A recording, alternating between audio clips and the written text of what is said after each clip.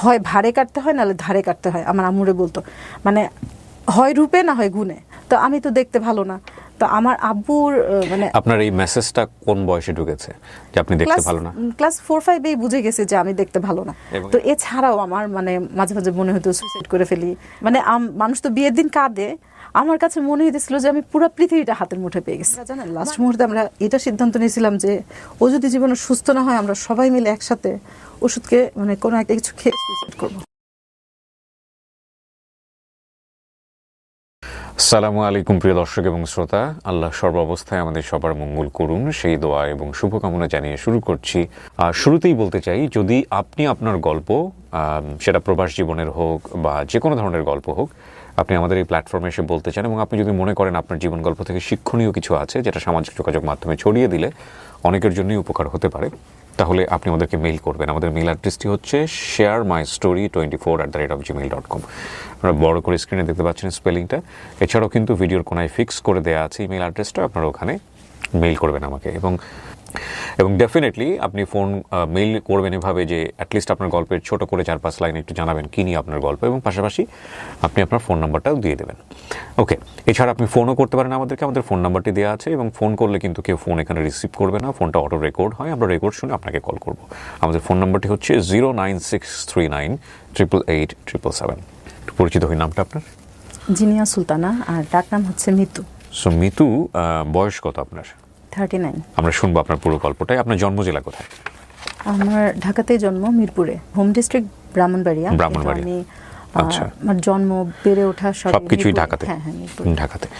শুরু করেন আপনি। একেবারে ছোটবেলা থেকেই বলি, মানে যতটুকু মনে পড়ে, মানে আমাকে যেদিন আব্বু প্রথম স্কুলে নিয়ে যায়, মানে আমার আব্বুর খুব ড্রিম ছিল যে আমরা পড়াশোনায় খুব ভালো করব। মানে স্কুলে নিয়ে যাওয়াটা আমার আব্বুর কাছে অনেক বেশি উৎসবের মতো ছিল। মানে আমার আব্বু আসলে এমন একটা মানুষ ছিল যার লেখাপড়া ছাড়া পুরো পৃথিবী মানে পুরো অন্ধকার, মানে শুধু খালি লেখাপড়ার দিকে ওনার ফোকাস। আর ওনার হচ্ছে কি, উনিও ওনার পারিবারিক কিছু দায়িত্ববোধ, উনি হচ্ছে ওনার ফ্যামিলির বড় ছেলে ছিল, ওই দায়িত্ববোধের কারণে আসলে নিজে যেভাবে লেখাপড়া করতে চেয়েছিল ওইভাবে মন খুলে পড়াশোনাটা অত করতে পারেনি, যতটুকু পেরেছে ওইভাবে সব রিসোর্সগুলো হাতের কাছে ছিল না। তো যার কারণে ওনার ওই যে ওইখানে অপ্রাপ্তিটা সে আমাদের মধ্যে খুব মানে ইমপ্লিমেন্ট করার চেষ্টা করতো। তো ছোটবেলায় যখন ক্লাস 2-তে পড়তাম, মানে আমাকে ভর্তি করেছিল একবারে ক্লাস 2-তে। আচ্ছা। তো যখন ক্লাস 2-তে পড়তাম তখন আমার আব্বু ক্লাস 5-এর বই কালেক্ট করে করে পড়াতো। মানে আমার আব্বু সব সময় অ্যাডভান্স পড়ায় রাখবে, মানে একটা ক্লাস যাতে এগিয়ে যায় না, মানে যতটুকু মানে পর্যন্ত। হ্যাঁ, তো ক্লাস 2-তে যখন আমি পড়তাম, আমার মামা ছিল ক্লাস 5-এ পড়তো তখন। তো আমার মামাকে, মানে আমাকে দিদি অঙ্ক করে, আমার মামাকে বলতো যে দেখছো ও ক্লাস 2-তে পড়ে পারে। কিন্তু আমার মামা কিন্তু অনেক ব্রিলিয়েন্ট ছিল, পরবর্তীতে উনি এসএসসিতে স্টার পেয়েছে, আর অনেক ভালো রেজাল্ট করেছে, এমন না যে উনি ড্যাম ছিল এই জন্য, এরকম না। তো যাই হোক, তো মানে এক্সপেকটেশনটা অনেক বেশি ছিল। তো ক্লাস 5 পর্যন্ত আমি ভালোই এক্সপেকটেশন ফিল আপ করতে পারছিলাম, কারণ ক্লাস 5 পর্যন্ত ওই যে মানে ক্লাস 5-এ আমাদের সময় তো প্রাইমারি স্কুলে তো এত অ্যাডভান্স ছিল না পড়াশোনা, এবং আমার আব্বু ক্লাস 5-এ আমাকে ভয়েস ন্যারেশন এগুলো সব কমপ্লিট করে ফেলছিল। মানে তো ওই সময় যখন সে চাচ্ছিল আমি ওইভাবে করতে পারছিলাম। ক্লাস 6 থেকে উঠে গন্ডগোল লেগে গেছে, তখন আর আমি মানে হচ্ছে আমার আব্বুর সাথে আর অ্যাডজাস্ট করতে পারি না। আমার ক্লাস 6-এ উঠে আমার আব্বু হচ্ছে 9-এর গ্রামার বই কিনে দিছে প্রথম। মানে ক্লাস 6-7-এর গ্রামার বইও কিনে দেয় নাই, মানে একবারে নাই। উনি হচ্ছে সবসময় উনি নিজেও এরকম করতো, নিজের সময়েও নিজে পড়াশোনা এরকম করতো। কিন্তু ব্যাপার হচ্ছে আমার আব্বু যতটা ব্রিলিয়েন্ট ছিল আমি এতটা ব্রিলিয়েন্ট ছিলাম না, আমি এভারেজ স্টুডেন্ট ছিলাম। তো আমার আর কি প্রবলেম হতো, তো আমার আব্বুর হচ্ছে পেপার কাটিং নিয়ে আসতো, তখনকার সময় বোর্ডে স্ট্যান্ড করতো, পেপার কাটিং নিয়ে আসতো, যে বাবা মা দুই পাশে বসা, মেয়ে খুব ইন্সপায়ার্ড করতো। তো আমার হচ্ছে ওইটা একটা চাপ ছিল, কিন্তু মানে আমার আব্বুর হচ্ছে মানে দিন রাতে আছে না যে পড়ার একটা টাইম টেবিল, ওইরকম না। আমার আব্বুর কথা হচ্ছে পড়তেই বসে থাকবে সারাদিন। তো বিকেলবেলা দেখা যেত যে আমার ফ্রেন্ডরা খেলা করছে, আমি যে জানালার পাশে পড়তে বসিয়েছে, আমি ওই আব্বু তো বুঝাচ্ছে, আমার তো মন পড়ে আছে যে বাইরে গিয়ে একটু খেলা দেখবো, এরকম। তো ওই যে দেখা যেত যে মনোযোগ দিতে পড়াটা বুঝতাম না, তাকিয়ে থাকতাম বাইরের দিকে। আর আমার আব্বুর একটা প্রবলেম হচ্ছে, খুব বেশি ব্রিলিয়েন্ট স্টুডেন্টরা খুব বেশি ব্রিলিয়েন্ট টিচার হয় না, এটা আমি আমার আব্বুকে দেখে বুঝছি। মানে এরা আসলে খুব সহজে সবকিছু বুঝে ফেলে, তো যখন স্টুডেন্টকে পড়াতে যায় তখন তার ব্রেনের ক্যাপাসিটিটা আর বুঝে না, এটা একটা প্রবলেম। তো আমার আব্বু এত মানে ভালো ছিল পড়াশোনায়, এবং আমি এটা অনেক জায়গা থেকে এটার হচ্ছে প্রমাণ পেয়েছি। কিন্তু ওই যে বললাম, মানে একটা পড়া একবারে বেশি দুইবার সে বুঝাতে রাজি না। আর আমি তো ওই যে ছোটবেলায় ছিলাম, তো পড়াশোনার গুরুত্বটা অত বুঝতাম না। আর আব্বু যখন এত অ্যাডভান্স করাচ্ছিল, আমার আর লোড নিতে অসুবিধা হচ্ছিল। তারপরে আর স্বাভাবিক, আব্বু যখন বুঝাতো আমি বুঝতাম না, আব্বুর তো মেজাজ চড়ে যেত, তো মারধর শুরু হইলো।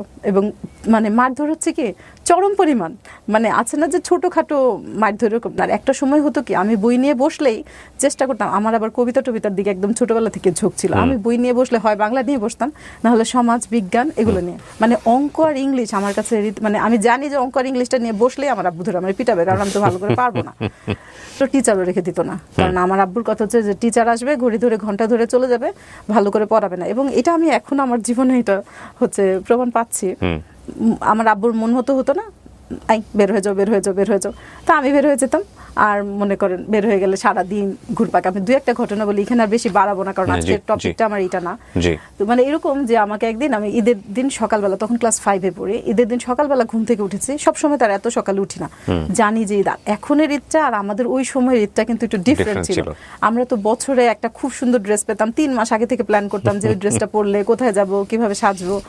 তো ওই সময় আমি এত সকালে উঠাতে আব্বু বলছে, মাসি তুমি তো ভালোই আজকে এত সকাল সকাল উঠে গেছো, তাহলে একটু পড়তে বসো। এখন আমার তো ক্লাস 5-এ বসে, এখন আমি বুঝি যে আব্বু আসলে আমাকে একটু টেস্ট করতে চাচ্ছিল যে আমি বসি কিনা, কিন্তু ওই সময় তো ওইটা আসলে আমার বোঝার মতো বয়স ছিল না। আমি বইটা ঠিকই নিয়ে এসে বসছি, কিন্তু ঝাড়া মেরে নিয়ে এসে বসছি। এখন আমি কেন ঝাড়া দিলাম, আমি কেন মানে একটু ঝাড়ি মেরে বইটা কেন রাখলাম, আই বের হয়ে যাও, বাসা থেকে বের হয়ে যাও, বাস বের করে দিল ঈদের দিন। মনে করেন আমার জন্য, আমার আবার ইমিডিয়েট একটা ছোট বোন ছিল, মানে আমরা 3 বোন। আমার ইমিডিয়েট ছোট বোন হচ্ছে আমার থেকে প্রায় 6-7 বছরের ছোট, আর তারপরেটা হচ্ছে আমার থেকে 10 বছরের ছোট। তো ওই সময় যখন আমার 6 বছরের ছোট বোন আর আমি, তখন ওই সময়ের জন্য আম্মু এত সুন্দর একটা ড্রেস কিনে দিয়েছিল, মানে আমি 4 মাস আগে থেকে প্ল্যান করতেছি আমি আর আমার বোনের সেম ড্রেস একসাথে পরবো। তো আব্বু তো এই ঝামেলা করলো কি, আমরা বের করে দিল, ঈদের ড্রেস শোকেসে তালা মেরে রেখে দিছে। আর এখন আমার ছোট বোন ঘুম থেকে উঠে বলতেছে কি, মা আজকে নাকি ঈদ। তো ও আর কি আমাদের ঘরে কোনো ঈদের আমেজই দেখতে পাচ্ছে না। পরে বলতেছে যে আচ্ছা ঠিক আছে ইয়ে করো, পরে ওর জামাটা ওকে পরতে দিছে। একই রকম জামা আমার বোন পরে ঈদ করতে পারছে না, কিন্তু আমি পরতে পারিনি। এটা কি পুরো দিনই এরকম ছিল? না, এটা তো অনেক বেশি শাসন হয়ে গেল। শুধু তাই না, মনে করেন সারা দিন আমাকে তো ঘরে ঢুকতে দেয় নাই। আমি আমাদের বাড়িওয়ালা আন্টির ঘরে বসেছিলাম, এই একটা কর্নারে বসে বসে ওনাদের ঘরে টিভি দেখছিলাম। এর মধ্যে সবচেয়ে প্যাথেটিক যে ব্যাপারটা, আমার এক ক্লাসমেট চলে আসছে আমাদের বাসায়। এখন আসছে, ও তো আমার আম্মু আব্বুরে সালাম করবে। এখন ওরে তো আমি বলতে পারি না যে আমার আম্মু আমার বাসা থেকে বের করে দিছে। আর বলতে চাই তুই ঈদের ড্রেস পরিস নাই কেন। এখন আম্মু আমারে অনেক কষ্ট করে অন্য আরেকটা ড্রেস বের করে দিছে, ওটা তো আর ঈদের মা বোধহয় খুব ভয় পেত আপনার বাবাকে। হ্যাঁ, আমার আব্বু খুব রাগী ছিল। আমার আব্বুকে আমার দাদা ভাইও মোটামুটি ভয় পেত, এরকম চাচারও। এবং আমার আব্বু আসলে মানে পার্সোনালিটিফুল মানুষ ছিল, এমন না যে খুব খালি মেজাজটাই ছিল, এরকম না, মানে আসলে মানুষ হিসেবে ভালো ছিল। কিন্তু আমার আব্বুর লাইফে অনেক ডিপ্রেশন ছিল আসলে। আমি এখন যেটা বুঝি, ওই সময় এটা বুঝতাম না, তাহলে আরেকটু ভালো রিঅ্যাক্ট করতাম হয়তো বাবার সাথে। ওই সময় আমার আব্বু মানে ব্যবসায় অনেক টাকা লস টস খেয়ে একদম একাকার, মানে আমার আব্বু প্রচন্ড ডিপ্রেসড ছিল। এবং আমি বাসায় ছিলাম, আমার আব্বু ছিল, মানে আমার আব্বুর সমস্ত মানে জীবনের যত ডিপ্রেশন সব এসে আমার উপর পড়তো। আর আমার এই যখন একটু বোঝা শুরু করলাম, তখন খালি দেখতাম যে মানে বলতো আব্বু, দেখো হয় ভাড়ে কাটতে হয়, নাহলে ধারে কাটতে হয়। আমার আম্মুরে বলতো, মানে হয় রূপে না হয় গুণে, একটা কিছু থাকতে হয় স্পেশাল। তো আমি তো দেখতে ভালো না। তো আমার আব্বুর মানে, আপনার এই মেসেজটা কোন বয়সে ঢুকেছে যে আপনি দেখতে ভালো না? ক্লাস 4-5 বুঝে গেছি যে আমি দেখতে ভালো না। এবং এটা আপনার পারিবারিক কথাবার্তা শুনে পারিবারিক ভাবে। এবং এইটার মানেই না যে আমার আব্বু আমাকে নেগলেক্ট করতো না, মানে একটা চাপে থাকতো আমার আব্বু যে আমার মেয়েটা সুন্দর না, তাহলে আমার মেয়ের এমন কিছু যোগ্যতা আরো বেশি বেশি করে দিতে হবে যেন লাইফে অনেক বেশি স্ট্রাগল করতে না হয়। আমরা যে পরিমাণ যে ধরনের পরিবারে বড় হয়েছি, তাতে এই ধরনের ডিসকাশন খুব ইজি। এগুলো এখন কিন্তু চাইল্ড সাইকোলজিতে এগুলো খুবই সেন্সিটিভ বিষয়। বাচ্চার মানসিক অবস্থাতে এই ধরনের ডিসকাশন কত বড় ধরনের প্রভাব ফেলতে পারে, বিশেষ করে শিশু মানসিক বিশেষজ্ঞ যারা আছেন তাদের কথাবার্তা শুনলে আপনারা বুঝতে পারবেন। আমাদের সময় বাবা মায়ের এই যে ডিসকাশনগুলো, এগুলো মনে করতে এগুলো লাইফের একটা পার্ট, এগুলো কোনো ব্যাপারই না, এগুলো শুনেই তার অভ্যস্ত, এই ম্যাচুরিটি নিয়ে তা বড় হবে। কিন্তু আজকালকের যুগের ছেলেমেয়েদের ক্ষেত্রে এগুলো ডিসকাশন ইজ ভেরি রেয়ার, এবং এটা করা উচিত না বলেই মনে করেন শিশু বিশেষজ্ঞরা। বিশেষ করে ওনার ক্লাস 4-5 যদি ওনার মাথায় ঢুকে যায় যে আমি দেখতে সুন্দর না, এবং এক ধরনের হীনমন্যতা তৈরি হওয়াটা খুব স্বাভাবিক ওই জায়গাটা থেকে। আমি জানি না ওনার ক্ষেত্রে কি হয়েছে বা উনি কিভাবে নিয়েছেন বিষয়গুলো। তারপরে কি হলো? না, প্রচন্ড হীনমন্যতা কাজ করতো। তবে মানে আমাদের 3 বোনের মধ্যে আমি সবচেয়ে দেখতে খারাপ, আমার বাকি বোনরা এত খারাপ না। আপনি কি বড় সবার? হ্যাঁ, আমি বড়। আমার আব্বু হচ্ছে ফ্যামিলির বড় এবং আমি তার ঘরে বড়। মানে আপনাকে নিয়ে কি এরকম কোনো টেনশন ছিল ছোটবেলাতে যে ওকে বিয়ে শাদী কোথায় দিব বা শুধু বিয়ে শাদী না, মানে আমার আব্বু চাচ্ছিল যে এমন আমার ভিতরে এমন কোনো একটা স্ট্রেংথ তৈরি হোক যেন আমার ওই অসৌন্দর্যটা চাপা পড়ার মতো, মানে এটা যেন আপনার দুর্বলতা হিসেবে না হয়। কিন্তু আমার তো আসলে ওই সময় বাট উনি আসলে যে প্রসেসে গেছে সেই প্রসেসটা রং। আমি আমার জায়গা থেকে বলবো ঠিক আছে, এটা আপনার খুবই ভালো উদ্দেশ্য ছিল বাবা হিসেবে, কিন্তু তার মানে এই না যে একটা বাচ্চাকে ঈদের দিন এত স্ট্রেস দিয়ে ফেলবো যে ঈদের দিন তাকে আমি একটা জামা পরতে দিব না। দেখেন ওনার কিন্তু লাইফে একটা মেমোরি হয়ে গেছে এটা। তারপরে এই যে ঘটনাটা বললাম এটা সবচেয়ে লোয়েস্ট, এর চেয়ে অনেক বড় বড় কিছু হয়েছে। এর চাইতে যে আরো কত বিশাল বিশাল পানিশমেন্ট আমি পেয়েছি ওইগুলো আসলে এখানে বললে আমার মনে হয় না বলাটা ভালো হিসেবে। মানে আমার বাবার প্রতি ভালোবাসা, অশ্রদ্ধা এগুলো হচ্ছে পরের বিষয়। আমি একদিন মনে আছে আমাদের বাসা মিরপুর 2-এ স্টেডিয়ামের কাছে, আমি একদিন হাঁটতে হাঁটতে সত্যি মানে একদম বাসা থেকে সিদ্ধান্ত নিয়েই গেছি যে আমি আজকে দূরে কোথাও চলে যাবো, একদম বাসা থেকে প্ল্যান করেই গেছি যে আমি বাসা থেকে দূরে চলে যাবো কোথাও। তো হাঁটতে হাঁটতে এখন খুব হাসি পায় ভাবলে, আসলে খুব বেশি দূর যাইনি। আমাদের বাসায় ওখানে পাশে লাভ রোড আছে, ওই পর্যন্ত গেছিলাম। কিন্তু এখন লাভ রোডটা যেরকম একদম ঝকঝকে তকতকে ওরকম তখন ছিল না, একদম খুব ঝোপঝাড়, তারপরে রাস্তার মাঝখানে একদম বেড়ার কিছু ঘরটর। তো ওইখানে যাওয়ার পর আমার হঠাৎ করে পিছন দিকে তাকিয়ে দেখি যে আমি আর রাস্তা চিনি না। পরে আমি হাঁটতে হাঁটতে হাঁটতে হাঁটতে আবার ঘুরতে, মানে আমি আর আমার বাসায় ফেরত আসতে পারিনি, কিন্তু আমার একটা ফ্রেন্ডের বাসা পর্যন্ত আমি চিনতে পেরেছিলাম, গিয়েছিলাম। তো এছাড়াও আমার মানে মাঝে মাঝে মনে হতো সুইসাইড করে ফেলি, মানে ওই সময় যা হয় আর কি। কোন ক্লাসের প্ল্যান এগুলো? মানে 7-8। আমার আব্বুকে আমি আমার আব্বু কিন্তু খুব আদরও করতে, এমন আমি আজকে শুধু খালি খারাপ গল্পগুলো বলছি না, মানে যেদিন দেখতো যে আমি খুব ভালো করে পড়ছি, আমি সেদিন তার মন ভালো থাকতো। ভোর সকালে উঠে দেখতাম আমার আব্বু সারা রাত পড়েছে, মানে আমার আব্বু 1 সেকেন্ডের জন্য ঘুমায়নি এরকম। মানে আর বইয়ের A to Z কোথায় কি নোট করা লাগবে, মানে চাইতো যে সবকিছু লোকমা তুলে আমার সামনে দিবে, আমি শুধু পড়বো আমার আব্বুর মতো এরকম। কিন্তু আমার ওই রকম আসলে মেধাটা বাকি 2 বোনের ক্ষেত্রে ওই জিনিসগুলো করতাম। ওই 2 বোনের ক্ষেত্রে হয়নি কেন, আমার আব্বু হচ্ছে আমি ক্লাস 9-10-এ পড়ি সময় আমার আব্বু লিবিয়া চলে গেছিল। তো আমার মানে বোনদের গুড লাক যে ওরা আর কি আমার আব্বুর শাসনটা পায় নাই। আর আমার আব্বুর আরেকটা বিষয় ছিল, আমার আব্বু সবসময় বিশ্বাস করতো যে আগের লাঙ্গল যেদিকে যায় পরের লাঙ্গল সেদিকে যায়, এবং সমস্ত টর্চারিং এসে আমার উপর পড়তো। তো দেখা যেত যে আমার আব্বুকে আমরা ঈদের দিন সালাম করতে যেত ভয় পেতাম আমি, মানে সালামটা করতে গেলে আমার আব্বু কি রিঅ্যাক্ট করবে এটাও একটা বিষয়। আমার ছোট চাচা আমাকে খুব আদর করতো। এবং একটা জিনিস হচ্ছে কি, আমাদের পুরো ফ্যামিলির মধ্যে আমি ছোটবেলা থেকে বড় হয়েছি, মানে ফ্যামিলি বন্ডিংটা অনেক ভালো ছিল। আমার আম্মুর সাথে আমার ফুপির বা আমার দাদা ভাই দাদু আপার, তারপর আমার চাচাদের কখনো আমি এখনো পর্যন্ত আমার প্রায় 39 এজ, তার মানে ওনারও অনেক বয়স, কখনো দেখি নাই যে আমার দাদু ব্রু কুচকে আমার মার সাথে একটা কথা বলেছে, বা আমার মার কোনো একটা অভিযোগ আছে আমার ফুপু চাচা দাদা ভাই। ইভেন আমার দাদা ভাই মারা যাওয়ার সময় আমার আম্মুর জন্য 2 হাত তুলে দোয়া করে গেছে এরকম। মানে ক্লাস 9-10-এ আব্বু বিদেশ চলে গেল। বিদেশ চলে যাওয়াটা আমার জীবনে মানে ওই দিন আমি ঈদ করছি, মানে আমি হচ্ছে মানে সবাই জিজ্ঞেস করতে তোমার আব্বু নাকি বিদেশ গেছে, আর আমি তো মানে মহা খুশি, মানে বাবা বিদেশ চলে গেলে তো মানুষের কষ্ট লাগে, আমি তো মহা খুশি, আমি মুক্ত পাখির মতো উঠতে পারবো, আমার ইচ্ছা মতো আমি বাসায় ঢুকতে পারবো। আব্বু থাকতে তো এরকম হতো যে নিজের ঘরের টেলিভিশন দেখার জন্য আমার চুরি করে ঘরে ঢুকতে হতো। আলিফ লালা তো তখনকার সময় অনেক স্পেশাল ছিল, ওইটাও দেখতে দিত না। তো মানে অনেকে বলতো এটা কিন্তু আমার আপন বাবা, মানে এত মারধর করতো যে এলাকার সবাই জানতো যে আমার আব্বু আমার মারে।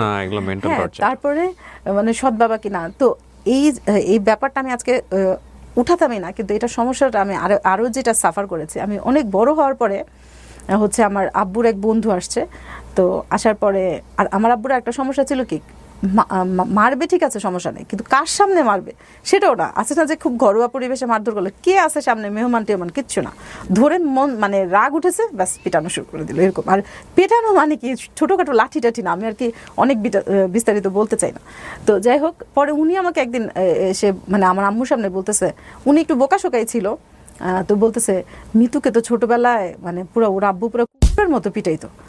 আপনি চিন্তা করেন আমি তখন অনার্সে পড়ি, এরকম একটা বয়সে গিয়ে যখন আমি ছোটবেলার এই কথাটা শুনবো তখন আমার কতটুকু পেইন হইতে পারে। আমি ছোটবেলায় যে মাইর খাইতাম সেইটা আমার কষ্ট লাগে না, এই যে এখানে সে বললো একটা মেমোরি ক্রিয়েট হয়ে গেছে মনে করেন। আর সবচেয়ে বড় কথা, আমি তো জানি আমার কেন মারতো, শুধু লেখাপড়াটা ছাড়া আমার আব্বু জীবনে আমার আর কোনো কিছুর জন্যই মারে নেই।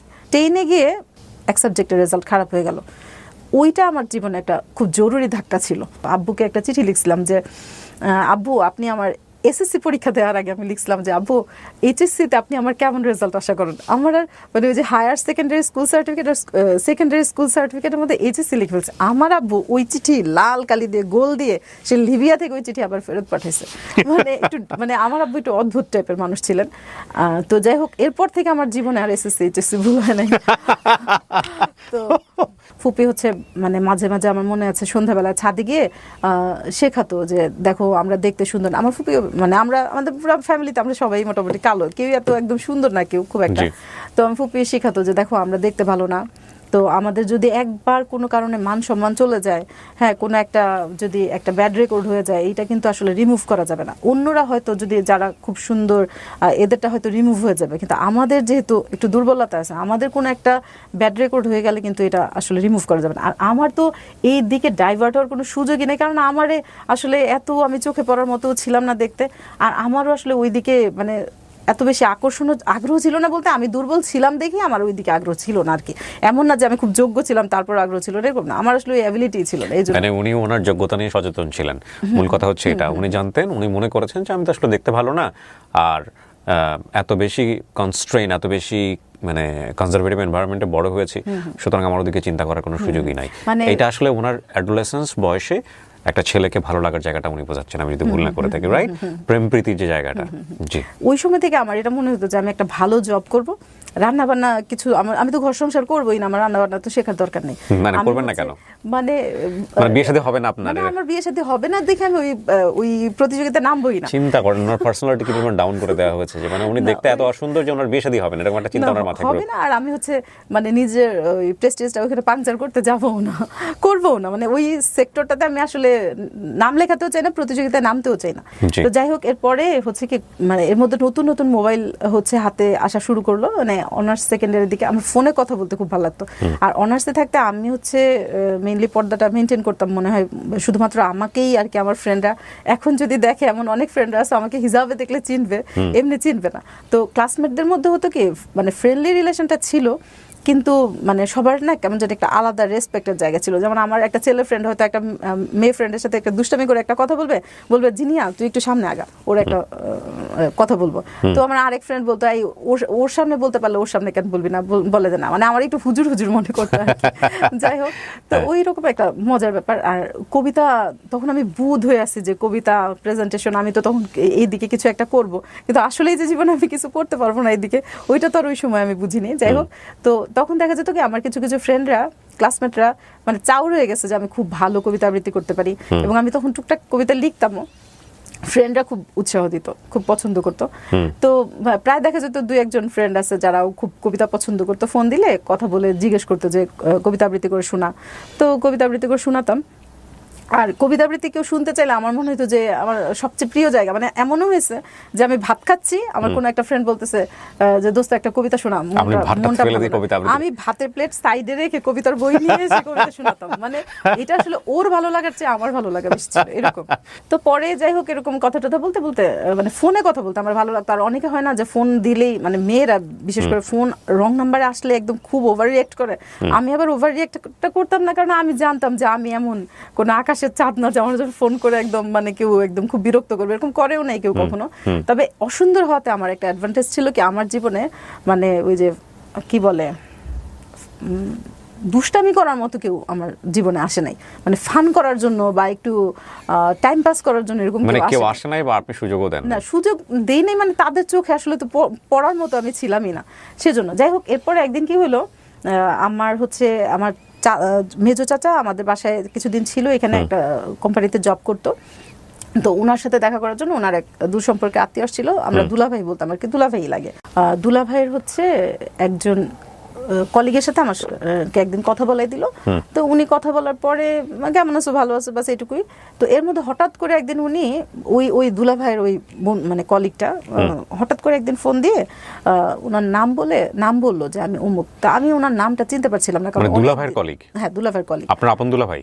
না না না, ওই যে আমার চাচার দূরসম্পর্কে আত্মীয়, কিন্তু মানে সম্পর্কটা খুব ভালো ছিল, উনি মানুষ হিসেবে খুব ভালো ছিল, তো ভালো লাগতো আর কি, আর উনিও খুব স্নেহ করতো। তো এর মধ্যে উনি হচ্ছে ওই যে ওই ভাইয়াটা হঠাৎ করে ফোন দিয়ে অ্যারাবিক না কেমন একটা আনকমন ল্যাঙ্গুয়েজে কথা বলতেছিল। তা আমি বলতেছি, তা আমি এক তো নামটা চিনতে পারতেছি না, আর হচ্ছে কথা বলার পর ভালো লাগে নাই। তো এর মধ্যে হচ্ছে উনি আমাকে মানে এর আগে আবার যখন বাংলাদেশে থাকতে কথা বলেছিল, তখন আমাকে যেদিন আমার সাথে প্রথম কথা বলেছিল, পরের 1 ঘন্টা পরে ফোন দিয়ে আমাকে বলতেছে, তুমি কি আমার নাম্বারটা কাউকে দিয়েছো? এই কথাটা শুনে আমার এত রাগ উঠছে যে আমি ওনার নাম্বার কাকে দিতে যাব। আমি একটু ক্লিয়ার করার জন্য বলি, মানে আপনার দুলা ভাইয়ের কি হয় সম্পর্কে? উনি কলিগ, দুলা ভাইয়ের কলিগ। সো উনি আপনার সঙ্গে কথা বলতো? হ্যাঁ হ্যাঁ। কেন কথা বলতো? না, কথা বলতো না, একদিনই বলেছে।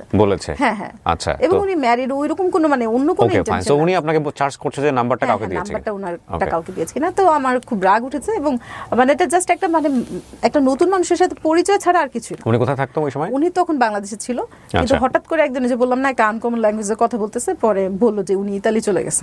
হ্যাঁ, তো এখন উনি 2-1 দিন আমাকে ফোন দিয়েছে। ফোন দেওয়ার পরে ওনার পাশে একদিন একটা উনার এক আত্মীয় এসে কথা বলতেছে। এখন উনি ফোর্স করতেছে, জিনিয়া শোনো, আমার এক কি জানি বললো, কি জানি সম্বন্ধী না কি জানি বলে, ওইরকম মানে একটা কোনো একটা রিলেটিভ আছে পাশে, কথা বলো। আমি নাম বলি, ওই ভাইটার নাম ছিল আলী ভাইয়া। হ্যাঁ, তো আলী ভাইয়া আমাকে ফোর্স করতেছে যে আমার একটা আত্মীয় আছে, কথা বলো। তো আমি হচ্ছে উনাকেই আমার আসলে সত্যি কথা বেশি একটা ভালো লাগে না। আলী ভাইকে ভালো লাগে না? ভালো লাগে না, কারণ হচ্ছে উনি যে আমাকে বলছে যে কাকে নাম্বার দিছে, এটা আমার খুবই প্রেস্টিজে লাগছে। তো আমি হচ্ছে ওই লোকের সাথে কথা বলবো না, কিন্তু আমি ওই পাশ থেকে শুনতে পাচ্ছি ওই লোক বলতেছে না না না কথা বলবো না, মানে উনি ইন্টারেস্ট দেখাচ্ছেন। আচ্ছা, হ্যাঁ, আমার এইজন্য আরো রাগ উঠতেছে। তখন আপনি অনার্সে? তখন উনি অনার্স সেকেন্ড ইয়ার বা সেকেন্ড ইয়ারে হবে। হুট করে কেন কথা বলা দিবে? এটাই তো আমি পরে বলছি, কথা বলার কারণ আছে। তো পরে আমি জাস্ট পরে আমারও একটু খুব লাগলো, আর ততদিনে আমার একটা কনফিডেন্ট বেড়ে গেছে যে আমি কারোর সাথে কথা বলেছি, আমার সাথে কথা বলতে বাধ্য। মানে আমি খুব মজা করে কথা বলতে পারতাম, এবং এটা আমার ফ্রেন্ডরা সবাই বলতো যে মানে আমার শুধু আমার কথা শোনার জন্য আমার ফ্রেন্ডরা এসে বসে থাকতো, আর আমি খুব মজা করে কথা বলতে পারতাম। আমার সাথে কেউ কথা বললে বুধ হয়ে সারাদিন কথা শুনতে পারতো, এরকম মেহমানদারি আমি না করলেও মানে শুধু কথা শোনার জন্য বসে থাকবে, এরকমও ফ্রেন্ডরা আসতো মাঝে মাঝে। আচ্ছা, যাই হোক, তো আমার খুব মানে ততদিন আমার কনফিডেন্ট আছে যে আমার সাথে কথা বললে আবার তো কথা বলবেই।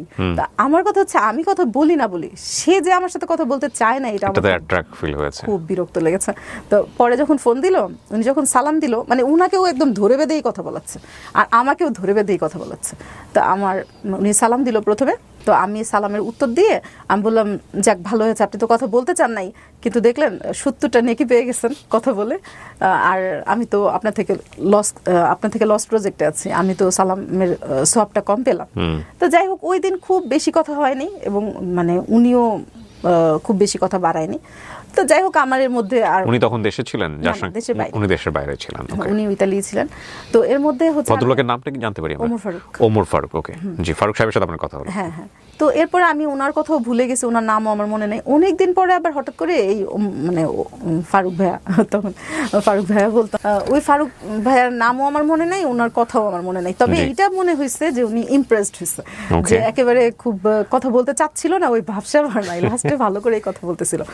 তো যাই হোক, এরপরে হঠাৎ করে একদিন অনেক দিন পর একদিন ফোন দিয়েছে। তো ফোন দেওয়ার পর আমি তো চিনি নাই, পরে বললো যে আমি আলী ভাইয়ার কি জানি লাগে, এটা বললো। তো আমিও কথা বললাম।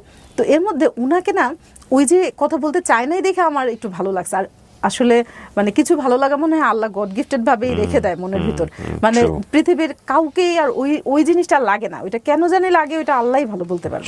তো যাই হোক, পরে কথা বললো। তো পরবর্তীতে আমি জানতে পেরেছি ও আসলে আলী ভাইয়ের কাছ থেকে ফোন নাম্বারটা নিয়েছে, এটা বলে যে মিতুর তো জন্মদিন আমাকে বলছিল তারিখটা, তো আমি ওরে উইশ করবো, ওর ফোন নাম্বারটা আমাকে দেন। কারণ প্রথম দিন তো আলী ভাইয়ের ফোন থেকে কথা বলছিল, আমার ফোন থেকে তো আর বলে নাই। তো ফোন নাম্বারটা নিয়ে ওরে বলে দিছে, আলী ভাইয়ের বলে দিছে এই নাম্বারটা আর কাউরে দিয়েন না। তো এটা আমি পরবর্তীতে জানতে পারছি, ওই সময় তো আর জানতাম না। তো ফোন দেওয়ার পর কথা বলছি। আমার কথা হচ্ছে উনি তো আমার সাথে কথা বলতে চায় নাই, ওনার আমি বলাই ছাড়বো, আর কোনো কিছু ইন্টেনশন ছিল না। আমার কথা হলো আমি যদি না বলি না বলবো, কিন্তু উনি বলবে না কথা, এটা আমার কাছে খুবই প্রেস্টিজিয়াস লাগতেছিল। তারপরে যাই হোক, এরপরে কি হলো, আমরা তখন 5টা ফ্রেন্ড ছিলাম। এর মধ্যে যে বললাম না, হীনমন্যতা নিয়ে কিন্তু বড় হয়েছে। অনার্সে উঠে আমার একটা ফ্রেন্ড হলো, খুবই এক্সট্রোভার্ট, এবং ও দেখতে ভালো ছিল না, মানে আমাদের মতোই। এবং ওর সাথে মানে ও তখনকার সময় যতটা বোল্ড স্ট্রং, আমি ওই মেন্টালিটিতে আমি ছিলাম না, কিন্তু ওর কাছ থেকে আমি জীবনে অনেক কিছু শিখেছি, অনেক। মানে এই যে আমার হীনমন্যতাটা নিয়ে আমি নিজেই মজা করা শিখেছি ওর কাছ থেকে। এইটার আগে আমি মানে মানুষ আমাকে অসুন্দর বলার আগে আমি 10 বার বলে দিতাম, মানে অন্য কারো বলারই সুযোগ দিতাম না। সে কয়বার বলবে আমি তার আগেই বলে দিতাম এরকম। আর এইটা আসলে তখন আর দুর্বলতা মনে হয় নাই, মনে হয়েছে যে যাক মানে আমি তো আমাকে লাইফে চাইলে সবকিছু নিয়ে এনজয় করা, হ্যাঁ সবকিছু নিয়ে, মানে ওর অবদান আমার জীবনে আসলে সত্যি কথা। ও আমাকে হাতে ধরে শেখায় না, কিন্তু আমি ওর কাছ থেকে অনেক কিছু শিখেছি। এবং আমার ছোটবেলা থেকে একটা জিনিস ছিল কি, আমার তো বড় ভাই বোন ছিল না, আমি চতুর্দিকে আশপাশ থেকে অনেক কিছু আমার ব্রেনে নেওয়ার চেষ্টা করতাম। তো যাই হোক, ওই সময় মানে দেখা যেত কি, ওই যে ফারুক ভাইয়ের সাথে কথা বলতাম, আর আমার ওই ফ্রেন্ডের নাম হচ্ছে বিথি, আমরা 5টা ফ্রেন্ড ছিলাম একদম মানিকজোর। ও যখন ফোন মানে ফারুক ভাইয়া যখন ফোন দিত, উনি যখন ফোন দিত, তখন আমার এই ফ্রেন্ড আমার খুব মানে মজার ছিল। আর ওর হচ্ছে বন্ধু বান্ধবটারে একদম সবাই তুই তো কারে তুমি টুবি এরকম করে বলতো। তো মানে আমরা আবার মজা করতাম, আমি আমার ফ্রেন্ডের সাথে মজা করতাম, দেখ তুইও দেখতে সুন্দর না আমিও সুন্দর না, তা আমাদের যারা বিয়ে করবে তাদের তো পুরাই লস প্রজেক্ট। হ্যাঁ, আমাদের যদি কেউ বিয়ে করে পুরাই লস প্রজেক্ট, তাহলে তুই মনে কর তুই আর আমি এক ঘরেই যাবো, তাহলে হাফ হাফ মিলে এক হয়ে যাবে।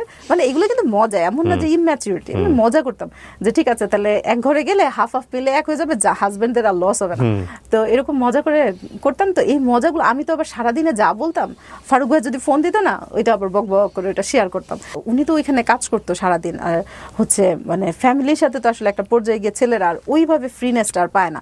তো আমাদের সাথে যখন কথা বলতো না, আমার মনে হয় উনি একটু ব্রেদিং স্পেস পাইতো, মজা পেতো আর কি। তখন কি জানেন আপনি ফারুক ভাই কে, কোথায় থাকেন, কি অবস্থা? না, আমি শুধু মানে আমি জানিও না, আমার জাস্ট ভালো লাগে কথা বলতে, এই জন্যই আমি বলি এটার কোনো ভবিষ্যৎ নাই। এবং এটা নিয়ে ওনারে নিয়ে আমার আসলে অত বেশি মাথা ব্যথা নেই, কিন্তু মানে মনের অজান্তে কিছু একটা ফিল করতাম, যেটা আমি আর কারো বেলায় করি নাই আমার সারা জীবনে। এটা উনি জানতো ওই সময়টাতে? না না না না, জানতো না। উনি ফারুক ভাই কিন্তু ওই সময় এট এ টাইম আমার সাথে কথা বলতে পছন্দ করে, সেম ওয়েতে আমার বান্ধবীদের সাথেও সেম ভাবে, মানে একটা বলতে পারেন যে খুব ভালো একটা ফ্রেন্ডশিপ। আমার দুলা ভাই পরে বলেছে আমাকে যে ওই আমার চাচা আর কি বলেছে যে মিতু তো বড় হয়েছে, ওর জন্য ভালো ছেলে টেলে পাইলে দেখো। ওকে, সো এই জায়গা থেকে নাম্বারটা শেয়ার হয়েছে। হ্যাঁ হ্যাঁ, মানে ওই ইন্টেনশন নিয়েই হচ্ছে আলী ভাই ওকে, আর আপনি তার সাথে সারাদিন কথা বলে মজা নিচ্ছেন, আলটিমেটলি ওদিকে কোনো ইন্টারেস্ট নাই। আর আলী ভাইও কিন্তু ওকে বলে নাই, ওই ফারুক ভাইকে বলে নাই যে আমার নাম্বারটা কেন মানে দিয়েছে বা কথা কেন বলেছে, ওইরকম কিছু ওনাকেও বলে নাই, আমাকেও বলে নাই। আমরা জাস্ট একটা খুব ভালো ফ্রেন্ডশিপ, সারাদিন কি করি বান্দরামি যা কিছু করি ফ্রেন্ডরা সবাই মিলে সারাদিন। আমি এসে বকবক করতেছি, আমার বাসায় এসে বসে আমার ফ্রেন্ডরাও সবাই মিলে ফারুক ভাইয়ের সাথে কথা বলতেছে, মানে একদম কমন একটা ফ্রেন্ডশিপ বলা যায় এরকম। তো যাই হোক, পরে ওই যে বললাম যে কেয়ারের ব্যাপারটা, মানে রাস্তা দিয়ে যাচ্ছি গাড়ি পাচ্ছি না, বা গাড়িতে উঠলে কোথায় উঠবো না উঠবো, মানে আমার সাথে থাকতো না, কিন্তু আমার সাথে চেয়ে কম না এরকম। ওকে, খুব ভালো একটা, আর সবচেয়ে বড় কথা খুব উৎসাহ দিত। আর কবিতা আবৃত্তি উনি শুনতেও খুব পছন্দ করতো। আর ও হচ্ছে খুব ভালো গান গাইতে পারতো। আচ্ছা, ফোন দিলে আমার গান শুনাইতো এবং খুব ভালো গান গাইতো, আমার ফ্রেন্ডরাও খুব পছন্দ করতো। তো আর সবচেয়ে বড় কথা, অতদিন আমরা বুঝে গেছি ওর মানে সোলটা ক্লিয়ার, একদম ভালো একটা, অন্য কোনো ইন্টেনশন নাই, জাস্ট কথা বলবো। একদম খুব ভালো একটা মানুষ। এবং আমরা এতগুলা ফ্রেন্ড মিলে কথা বলতেছি, আমাদেরও যে একটা মানে আউল ফাউল ভাবতেই পারতো না, কিন্তু ওরকম না। তখন নতুন স্কাইপটা মানে ভিডিও কলটা মাত্র নতুন, মাঝখানে কিন্তু আমি ওনাকে দেখি নাই তো, আর উনিও আমাদের দেখে নাই। তো এর মধ্যে আর দেখা করার আসলে ওইরকম সুযোগও নাই, ওইভাবে চিন্তা ভাবনাও নাই। কথা বলতে ভালো লাগে, কথা বলি, উনারও ভালো লাগে। তো 2007-এর দিকে সম্ভবত, মানে 7-এর শেষের দিকে বা 8-এর শুরুর দিকে হবে, আমার ছোট খালামণির বিয়ে হয়েছিল মোবাইলে। আমার ছোট খালামণি হচ্ছে খালুজিকে দেখে নাই। আচ্ছা, তো মানে ওই দিন তখন নতুন শুনছে যে আমাদের এদিকে একটা সাইবার ক্যাফেতে কথা বলা যায়, হচ্ছে চেহারা দেখে বলা যায়। ওই সময় তো 1 ঘন্টা বসে থেকে 1 সেকেন্ড দেখা যেত না, কিন্তু অনেক মূল্যবান ছিল ওই সময়টা। আমরা সেজে গুজে গিয়ে বসে থাকতাম যে কথা বলবো, আব্বুর সাথে কথা বলার সময় আমরা এরকম করতাম। তো এর মধ্যে আমার ছোট খালামণি গেছে খালুজির সাথে কথা বলতে, আমি আর আমার ইমিডিয়েট যে ছোট বোনটা ও গেছে সাইবার ক্যাফেতে। তো এর মধ্যে ওই দিন আবার মানে কাকতালীয় ভাবে ফারুক ভাইয়ের হচ্ছে ছুটির দিন ছিল। তো ছুটির দিন ছিল দেখে ও তখন মানে ওই দিন সাইবার ক্যাফেতে যেত, এমনি রেগুলারই যেত। তো ওই দিন হঠাৎ করে আমি তো বললাম সারা রাস্তায় আসতেছে, আমি তো মানে কথা বলতেছি, কিন্তু এর মধ্যে আমার পেটে আর এমন কিছু নাই আমার জীবনে বাকি জীবনের সাথে শেয়ার করা হয় নাই। আমি তো এর মধ্যে আমি বলতেছি আমার খালামণি তো আজকে হচ্ছে খালুজিকে দেখবে, জীবনেও দেখে নাই, বিয়ে হয়েছে কিন্তু দেখে নাই, আজকে প্রথম দেখবে। তো আমার খালাম্মা খালুজির সাথে কথা বললো, মানে 1 ঘন্টা বসে থেকে 1 পলক দেখলো। তো এর মধ্যে বলে কি, আচ্ছা তুমি এক কাজ করো, আমার ইমেল নাম্বারটা দিলাম, তুমি হচ্ছে করো, একটু বসো মেইল স্কাইপে, হ্যাঁ তখন তো স্কাইপ ছিল, স্কাইপে বসো। তো আমি তো এমনি মানে আমার খালামণিরা আমার ভাববে যে কত পাকা পাকছে। এমনি কথা বলি কিন্তু এটা সবাই জানে, আমার আম্মু জানে, আমার বোনরা জানে, এবং কথা যে বলি আমি কোনো আড়ালে আবডালে গিয়ে বলি না, আমার বোনদের সামনে বলি। কোনো মানে কারণ হচ্ছে ওনার সাথে আমার এমন কোনো গোপন কথা নাই যেটা আমার আসলে লুকায় টুকায় বলতে হবে। সারাদিন ফাইজলামি করতেছি, আম্মার সামনে এই কথা বলতেছি। আর আমিও না খুব আশ্চর্য হয়েছি, আম্মু সারা জীবনে এত শাসনে বড় করছে, এইখানে কথা বলে না কিছু বলতো না। আমার আম্মুর সাথেও কথা বলছে, কারণ অনেক সময় দেখা যেত ফোন করলে আমার না পেলে আম্মুর সাথে কথা বলতো, আমার বোনদের সাথে কথা বলতো, মানে একদম ফ্যামিলিয়ার হয়ে গেছিল। আমি তো বসবো না, এখন তো আমি দেখতে সুন্দর না, এটার জন্য একটা হেজিটেশন আছে। আর হচ্ছে আমার খালামণি আমার ভাববে কত পাকা পাকছে। তো এই জন্য পরে আমি বলতেছি, খালামণি ফারুক ভাই বলতেছে স্কাইপে বসার জন্য, বসবো। তো বলতেছে আচ্ছা বসো। তো এখন বসছি, পরে আমি বলছি তাহলে আমি মুখ মেকআপ কিন্তু খুলতে পারবো না, এমনি বসবো। মৌসুমি আছে আমার পাশে, আমার ছোট বোন, দেখলে বসবো, সমস্যা নেই। আচ্ছা বসলাম। এখন বসার পরে বলতে আচ্ছা একটু মেকআপটা খুলো। আপনি তখন দেখছেন ফারুক ভাইকে? হ্যাঁ হ্যাঁ, ওই ফার্স্ট দেখলেন? হ্যাঁ ওই ফার্স্ট দেখলাম, বড় বড় চুল। তখন একটা মজার ব্যাপার ছিল, আচ্ছা ওইটা একটু পরে বলি। বড় বড় চুল, ওরে দেখে আমার মেজো বোন, মানে আমার মেজো বোন অনেক সহজ সরল, মানে হাসতে হাসতে মানে পাগল হয়ে যেতেছে, এরকম অবস্থা। তো ওই পাশ থেকে ফারুক ভাই খুব আনইজি ফিল করতেছে, মজাও পাচ্ছে, আনইজিও ফিল করতেছে।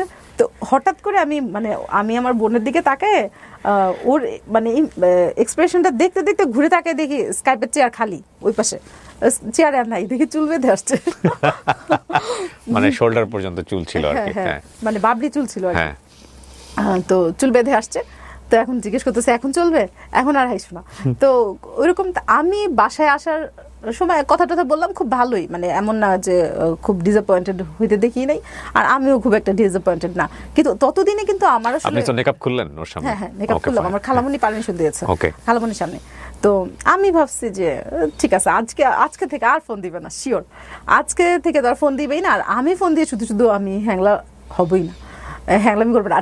এর মধ্যে দেখলাম ফোন বাজতেছে, আমি তো পুরো সারপ্রাইজ যে এই চেহারা দেখে আমার ফোন দিছে, এটা আমার কাছে খুবই আশ্চর্য। আমি ফোনটা ধরে আমি বলতেছি আপনি এখনো পালান নাই?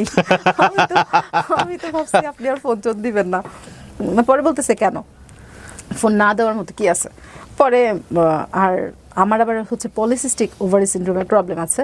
তো এই কারণে হচ্ছে কি আমার যে পলিসিস্টিক হলে তো কিছু কিছু সিমটম থাকে, যেমন মুটিয়ে যাওয়ার প্রবণতা। তখন মোটা ছিলাম না, তখন স্লিম ছিলাম ঠিকই, কিন্তু প্রচন্ড ছিল, একনির প্রবলেমটা ছিল প্রচুর।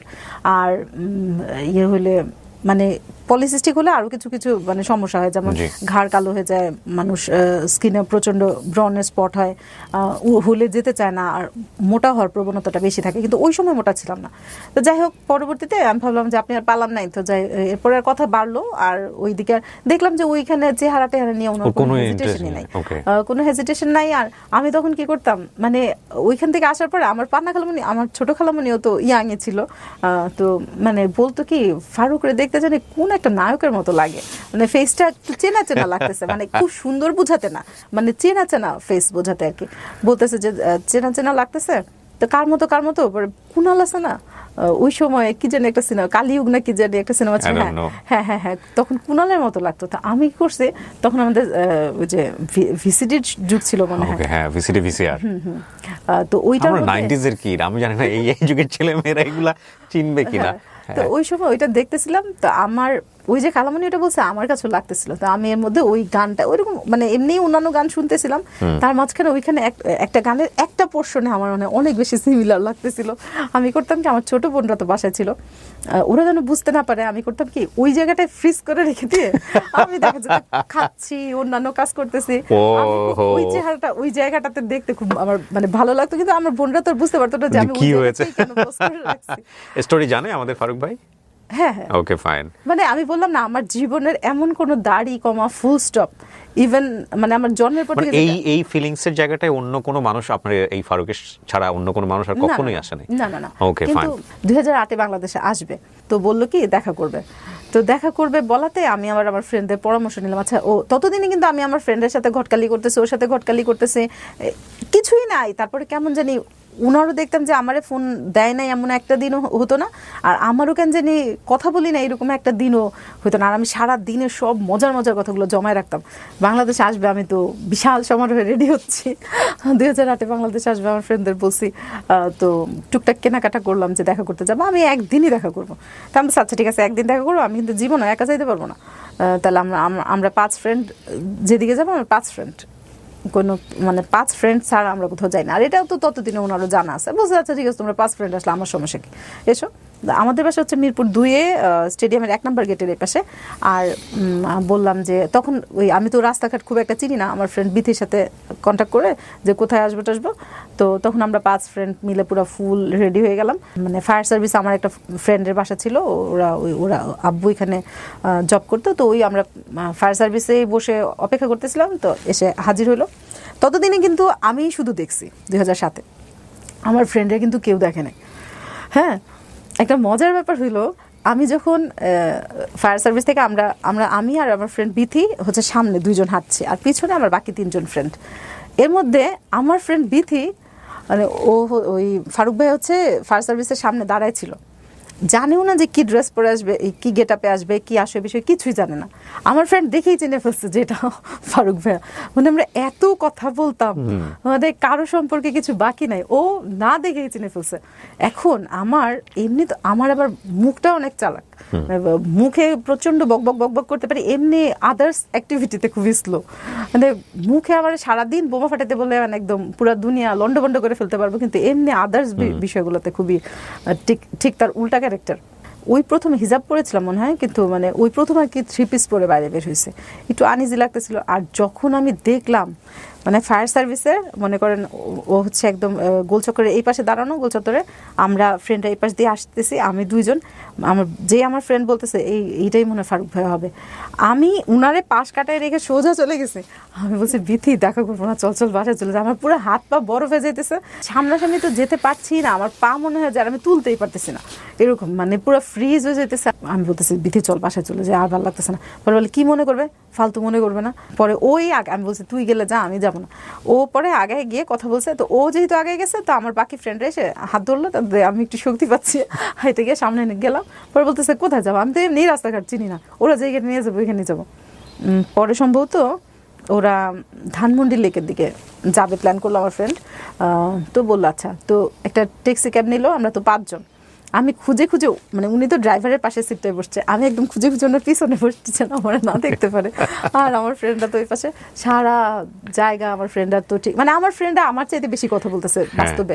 আর আমি হচ্ছে কেমন আছেন সালামটা দিয়েছিলাম, সালাম দিয়ে কেমন আছেন জিজ্ঞেস করার পর আর আমার মুখ দিয়ে যে আমি কি বলবো এটাও বুঝতেছি না, আর কোনো কথা খুঁজেও পাচ্ছি না। তো যাই হোক পরে ধানমন্ডি লেকে গেলাম। তো যাই হোক আমরা বসেছিলাম ওই দিন। একটা মজার ব্যাপার হচ্ছে আমরা 5 জন বসছি, ও একা বাদাম ছিলে দিচ্ছিল আর কি, চীনা বাদাম কিনে ছিলে দিচ্ছিল, আমরা 5 জন খেয়ে শেষ করতে পারতেছিলাম না, ওর বাদাম মানে এত ফাস্ট বাদাম ছিলে দিচ্ছিল, আমরা 5 জন খেয়ে শেষ করতে পারতেছিলাম না। আর একটা জিনিস ওই দিনই আমার খুব ভালো লেগেছিল, যে রাস্তা পার হওয়ার সময় মানে এত মানে খুব রেসপন্সিবল একটা মানুষ যেভাবে একদম খুব দেখে দেখে রাস্তা পার করে দেয়। ইভেন শুধু একটা মজার ব্যাপার হচ্ছে যে শুধু আমাকেই যে পার করে দিছে এরকম না, আমার সবগুলো ফ্রেন্ডকে। তো এই জিনিসটা আমার জন্য আমার জীবনে প্রথম অভিজ্ঞতা, কারণ আমি আগে দেখতাম আমার ফ্রেন্ডরা কাউকে পছন্দ করে, অ্যাফেয়ার আছে, দেখা গেছে স্বাভাবিকভাবে তার বয়ফ্রেন্ড তো তারই কেয়ার করবে, আমারে তো আর কেয়ার করা তাদের কোনো এত দায় নেই। তো সবসময় দেখতাম যে আমি পিছনে পড়ে থাকি, আমি এরকম। ওই জীবনে খুবই ওই দিনই প্রথম জীবনে খুব স্পেশাল ফিল হইলো, মনে হলো যে মানে আমাকেও খুব বেশি টেক কেয়ার করার মতো একজনকে। কিন্তু এরকম না যে ওই দিন শুধু আমাকেই রাস্তাটা পার করে দিচ্ছে এরকম না, বাট ওইটা আমার জন্য নতুন অভিজ্ঞতা, ভালো লাগলো। তো যাই হোক ওই দিন পরে চলে আসলাম, তারপরে তো কথা বলতেছি এটা সেটা, বাসায় আসার পর আবার বকবক, কিন্তু ওইখানে কথা বলতে পারি নাই। পরে যাই হোক পরে আবার কয়েকদিন পরে বলতেছে দেখা করবা। এখন আমি 2 দিন পর আমার বান্ধবীদের থেকে জোগাড় করবো 5 জন, সবাই তো কোনো না কোনো কাজে ব্যস্ত। ওই দিন ওকে আমি বলি নাই আমি কি জামা পরে যাব, কিন্তু ও না কাকতালীয় ভাবে আমি যে ড্রেসটা পরে বের হয়েছে ওই ড্রেসটাই পরে বের হয়েছে। ওই দিন হচ্ছে একটা শাহবাগে গিয়ে, শাহবাগের মোড়ে সিএনজিটা একটু থেমেছে, একটা ফুলওয়ালা মেয়ে আসছে। তো তখন আর কি বলতেছে যে ফুল কিনেন ভাবির জন্য কিনেন। তো বলতেছে এখানে কেউ তো তোমার ভাবি না, এরা 2 জন আমার শালি। ওই মেয়েটা কেন জানি না রাগ করে, আমার চাইতে তো আমার ফ্রেন্ড যে বিথি ও তাও আমার চেয়ে একটু ভালো দেখতে, ও কেন জানি ওইটা না বলে বলতেছে কি কে বলছে, মানে খুব রাগ হয়ে গিয়ে বলতেছে কে বলছে দুইটা আপনার শালি, এইটা আপনার বউ এইটা আপনার শালি। আর মানে স্বাভাবিকভাবে একটা কেমন একটা মানে সিচুয়েশন। আর মানে বিথিকে বলছে বউ, আপনাকে বলছে শালি, আমাকেই বলছে বউ, ও আপনাকে বউ বলছে, ওকে শালি বলছে, ওকে বলছে শালি। এইটাও আমি মানে খুব আমার কাছে অদ্ভুত লাগে, আর খুব রাগ হয়ে বলতেছিল। এবং আমরা তিনজনই খুবই একটু মানে অকওয়ার্ড সিচুয়েশন ফেস করছে। তখন উনি বডি বিল্ডার টাইপের ছিল আর কি, মানে আমি ঠিক যতটুকুই সাদামাটা উনি ঠিক উল্টোটা, মানে খুবই জিম টিম করতো। আবার চুল টুল বড়, তো ঢাকা ইউনিভার্সিটির ওদিকের একটা রাস্তা দিয়ে আমরা কোনো একটা দরকারে যাচ্ছিলাম, মানে ফারুক ভাই আমাদের থেকে একটু আগে হাঁটতেছিল, আর তখন উনি হচ্ছে হুডি পরে আসছিল, 23 লেখা একটা গেঞ্জি, স্লিভলেস মানে হাতা কাটা, স্যান্ডো গেঞ্জি না, স্যান্ডো গেঞ্জি না, হুডি মানে হচ্ছে হলো মানে স্লিভলেস হুডি, হ্যাঁ স্লিভলেস হুডি, আর প্যান্টটাও হচ্ছে গুড, মানে চোখে পড়ার মতো, মানে কি আমি বলি আপনি সবকিছু একদম ছবির মতো মনে রেখেছে, বিউটিফুল। হ্যাঁ, পরে হচ্ছে কি ওই কত সালের গল্প এটা? এটা 2008 এর, অনেক আগে, 2008 16 বছর আগে। আমি আর বিথি হচ্ছে পিছনে পিছনে হাঁটছি, আর ওই দিন খুব অনেক বেশি মানুষজন ছিল, কি কারণে জানি না। টিএসসি তে যখন আমরা হেঁটে যাচ্ছিলাম, তখন পাশ থেকে ওই আশপাশের লোকেরা তো জানতো না যে আমরা একসাথে। তো মজার ব্যাপার হচ্ছে ও হেঁটে যাচ্ছিল আর আমরা একটু পিছনে, তো ছেলেরা হচ্ছে বুলি করতেছিল ভাইয়াটা, মানে ওই সময়ের জন্য উনি একটু দেখতে একটু অন্যরকম, মানে খারাপ লাগার মতো না, ভালো লাগার মতো, কিন্তু মানে হয় না 100 জনের মধ্যে একটু চোখে পড়বে এরকম, মানে আহামরি না হইলেও হয় না যে একটু মানে একটু বডির শেপের কারণে হোক আর যেমনি হোক একটু ওনারে ছেলেদেরই চোখে পড়ার মতো আর কি। যাই হোক, মানে বোঝা যাচ্ছিল যে উনিও বিয়ে শাদী করবে না, আমিও বিয়ে শাদী করবো না, কিন্তু পছন্দের ব্যাপারটা ক্লিয়ার হয়ে গেছিল যে মানে পছন্দ করে, হ্যাঁ পছন্দের ব্যাপারটা ওইভাবে বলি নাই কেউ কাউকে, বা কোনো একটা রিলেশনে যাবো এরকম কিছু না, কিন্তু আমিও বুঝতাম যে আসলে আমার সাথে কথা না বললেও মানে একটু কষ্ট পায়, বা বাসায় মনে করেন ফোন দিয়েছে আমার বোনের কাছে, খুঁজে পায় নাই, আমার বোনের কাছে বলছে ঠ্যাংটা বেশি লম্বা হয়ে গেছে, একটু কেটে ছোট করার দরকার, এরকম। আর আমার ঘরের মানুষ কেউ কিছু মনে করতো না। এর মধ্যে ওই দিন দেখা করবে, আমি হচ্ছে বাসা থেকে শাড়ি পরে বের হয়েছিলাম, আর আমরা বেরিয়ে হয়েছিলাম মনে হয় রাতের 7টা-8টার দিকে। তো 10টা বেজে যাবে, তো উনি তো আবার যাবে নারায়ণগঞ্জ, ওনাদের বাড়ি হচ্ছে নারায়ণগঞ্জ যাবে। তা আমার কাছ থেকে একদম বিদায়টি দেয়নি, আমাকে রিক্সা করে দিল, অনেকখানি রিক্সা চলে আসছে। এরপরে হঠাৎ করে পিছন থেকে এর মধ্যে মনে বাংলাদেশ থেকে চলে যাওয়ারও টাইম হয়ে গেছে, এরকম টাইপের, মানে 2-1 দিনের মধ্যে চলে যাবে এরকম। তো হঠাৎ করে পিছন থেকে রিক্সাটা ডাকলো, রিক্সা ডেকে থামিয়ে আবার আমার সাথে সেই মিরপুর 10 পর্যন্ত এসেছে। ওর কিন্তু উল্টা হয়ে যাচ্ছে অনেকখানি রাস্তা, রাতও হয়ে গেছে অনেক। তো মানে খুব অবাক লাগলো, আসলো তো পুরোটা রাস্তা আসলো। তো আমি বলতেছিলাম যে আচ্ছা ঠিক আছে, তো ইনশাল্লাহ ও খালি এইটা বলতেছিল যে আমি যখন আবার ফেরত আসবো 3 দিনের মধ্যে তোমার সাথে দেখা করবো, আবার যদি আসি তখন 3 দিনের মধ্যে দেখা করবো। আমি বলছি না, আমি কই থাকি, মাটির উপরেই থাকি না নিচেই থাকি, তার কোনো ঠিক আছে, আপনি 3 দিনের মধ্যে এত গ্যারান্টি দেন কিভাবে? তো যাই হোক, এরকম কথা টথা বললাম, চলে গেল। চলে যাওয়ার পর 2009-এর দিকে সম্ভবত আমার বাসায় একটা মানে পারিবারিকভাবে একটা প্রপোজালের মতো আসছিল। ওনার পক্ষ থেকে? না, ওনার পক্ষ থেকে না, অন্য কোথাও একটা বিয়ে আসছে। ওনার সাথে তো আমার কোনো কমিটমেন্টের জায়গা ছিল না। তা আমি ফারুক ভাইয়ের কথা ওই ভাইয়াকে বলছি যে আমি এরকম আমার একটা ভাইয়ার সাথে কথা বলি, এরকম বলি, খুব মজার ভাইয়াটা, আপনার সাথে পরিচয় করে দেব। ওই ভাইয়ার কোনো প্রবলেম নাই, কথা বলবে। তো ওই ভাইয়াটা মানে যে ভাইয়াটা আপনার বিয়ের প্রস্তাব নিয়ে আসছে, প্রপোজাল, হ্যাঁ। তো আর ওই ভাইয়াকে যখন ওর কথা বলছি, খুবই সহজভাবে অ্যাকসেপ্ট করে নিছে, সমস্যা নেই, কথা বলবে। আর তখন তো কনফারেন্স করা যেত, মানে এখনো যাই হোক তখন আর কি কনফারেন্স করে কথা বলতাম। তো ওই সময় হচ্ছে আমি যখনই কনফারেন্স করতে যেতাম, ওই ভাইয়াটার কোনো রিয়াকশন থাকতো না, কিন্তু ও ক্যান্সারি রেগে মেগে ফোন রেখে দিত, ফারুক। হ্যাঁ, রেগে টেগে ফোন রেখে দিত, মানে এত রাগ করতো, যেটা আমার কাছে খুবই অদ্ভুত লাগতো। আমি ভাবতাম যে রাগ করলে তো ওই লোকের করার দরকার, ওনার তো রাগ করার বিষয় নাই, কিন্তু খুবই রাগ করতো, রাগ করে রেখে দিত। এর পরবর্তীতে ফোন দিত ঠিকই, কিন্তু মুড অফ করে কথা বলতো, এরকম। যাই হোক, ও এর মধ্যে হয়েছে কি 2008-এ নাকি ও যখন বাংলাদেশে আসছিল, তখন ওকে খাটের মাঝখানে বসায় ওদের ফ্যামিলির সবাই গোল করে নিয়ে ধরে ওরে খুব বিয়ে শাদী যেন করে, এটার জন্য খুব প্রেশার দিচ্ছিল। হচ্ছে বিয়ে করবে না, কোনো রকম মানে ইয়ে করে চলে গেছে। অনেক বুঝাইছে যে আমার ফ্যামিলির অনেক রেসপন্সিবিলিটি আছে। তখন হলো ওর উপরে ফুল ফ্যামিলি ডিপেন্ডেন্ট, একদম ফুল। তো বলতেছে এত রেসপন্সিবিলিটি আসলে কোনো মেয়ে এসে আমার এইভাবে তো আসলে মানে সঙ্গ দিবে না, তা আমি এখন আরেকজনের আনলে আমার এখন খাপ ছাড়া হয়ে যাবে আমার দায়িত্ব পালন করার ব্যাপারটা, এটা বলে টলেও চলে গেছে। এখন 2009-এর দিকে সম্ভবত একদিন আমাকে বলতেছে যে আমার তো ভাইয়ের সাথে কথা বলছি, এরকম তো তোমাদের বাসায় পাঠাবো। তো এর মাঝখানে আমারই কিছু বলে নাই জীবনে কোনোদিন যে পছন্দ করে বা কাউরে কিছু বলবে, কিন্তু আমাকে জীবনে প্রথমেই বলছে যে আমার ভাইয়ের সাথে শেয়ার করছি তোমার ব্যাপারটা, আর হচ্ছে তোমাদের বাসায় পাঠাবো। তো এর মধ্যে আমি যেহেতু আর উনি ওইভাবে বলে নাই, আমি আর এটা বেশি করে শুনতে চাই না, নিজের একটা প্রেস্টিজের ব্যাপার আছে না। ফোর্থ যে ভাইটা ওকে আর হচ্ছে ফার্স্ট যে ভাই ও দুজনকে পাঠাইছে আমাদের বাসায়, পাশের ঘর থেকে রেডি হচ্ছে, ও আমার ফোন দিয়ে বলে দিতেছে যে টিপ পরো না, টিপ পরলে পছন্দ করবে না, এই কালারে পরো না, ওই কালারে পরো না। আমি তার মানে আপনার বাসায় লোক পাঠাচ্ছে উনি আপনাকে বিয়ের প্রস্তাব দেওয়ার জন্য, এটা আপনি জানতেন আগে থেকে? না, ওই যে 2009 বললো আর কি। এবং এর মাঝখানে কোনো অ্যাফেয়ারের কোনো বিষয় নাই, কিন্তু আমিও অ্যাটাচমেন্ট ফিল করতাম, ও অ্যাটাচমেন্ট ফিল করতো। হ্যাঁ, তো বলে দিচ্ছে হ্যাঁ প্রপোজাল পাঠানোর জন্যই পাঠিয়েছে। তো এখন আমি তো এই দুইজনের সাথে কিন্তু আমি কথা বলেছি ফোনে, এবং ওই যে ফোর্থ যে ভাইটা ওর সাথে আমার খুবই ভালো সম্পর্ক, মানে কথা বলছি ফ্রি ট্রি, আর ওরাও ভালোই রেসপন্স। এর মধ্যে এখন আমি পাশের ঘর থেকে রেডি হচ্ছি, রেডি হয়ে এখন আমাকে যখন দেখবে, আমার নানু আছে বাসায়, আমার মারা, আমি যে ড্রয়িং রুমে যাব, আমি এত মানে মিলিটারি টাইপের করে কথা বলি। এখন আমি তো মানে যখন ওনাদের সামনে যাব পুরো রেডি হয়ে বসে আছে, এখন দরজার সামনে গিয়ে আমি আর পা বাড়ায় সামনে যেতে পারতেছি না। এখন পাশের ঘর থেকে ওর বড় ভাই বলতেছে, কথা বললে তো মনে হয় যে মিলিটারি ফেল, এখন এই রুমেই আসতে পারে না। তো আসলে আমি দেখতেছি মানে প্রায় 10-15 মিনিট ধরে দাঁড়ায় আছি, আমার নানু আমাকে ধাক্কাচ্ছে, আমার পাই সরে না, আমি পরে যেতেই পারি না। এরা পরে ভিতরে ঘরে এসে আমি পরে ভিতরের রুমে পরে বসে আছে, থাক তোমাদের আসতে হবে না, আমি আসতেছি। পরে ওর ভাইয়ারাই আসলো, একসাথে খাওয়া দাওয়া করলাম, মানে প্রথমে খাবার টেবিলেই বসলাম, আর ওই ড্রয়িং রুমে আর যে ফর্মাল দেখা সাক্ষাৎ ওইটা আর হইলই না। এবং ওইখানে বসে থেকে আমার তো যাই হোক, এর মধ্যে আমাকে তো দেখে গেল, ছবি টবি নিয়ে দেখাইছে, বা ছবি টবি বাসায় দেখানোতে প্রথমে তো আর এত একদম ফার্স্ট আমার কানে মানে আমার ওর যে 3 নাম্বার যে ফোর্থ যে ভাইটা, ও ফোন করে বলতেছে যে বাসা থেকে তো রাজি হয় নাই, কি করব? তা আমি বলছি আচ্ছা এটা কোনো ব্যাপার না, আমি প্রস্তুত আছি, আমি এটার জন্য মানে আমার কোনো মন খারাপ নেই। পরে বলতেছে না, আরে না, আমি ওর কথা শুনেই বুঝছি যে পরবর্তীতে পজিটিভ কিছু বলবে। এনগেজমেন্টের দিন সবাই আসলো, তো ওকে দেখে আমাদের ঘরে সবাই মহা খুশি, মানে ওকে দেখে সবাই খুবই ইমপ্রেসড। খেতে যখন বসবে তখন আমি মানে ওর আম্মুকে যখন খাবার দিচ্ছে, তখন আমি বলতেছিলাম ওর আম্মু তো হচ্ছে দুধ দিয়ে ভাত খায়, এমনি তরকারি তো খেতে পারে না। আমার ওর হচ্ছে বোন পুরো অবাক হয়ে গেছে, তুমি কিভাবে জানলা?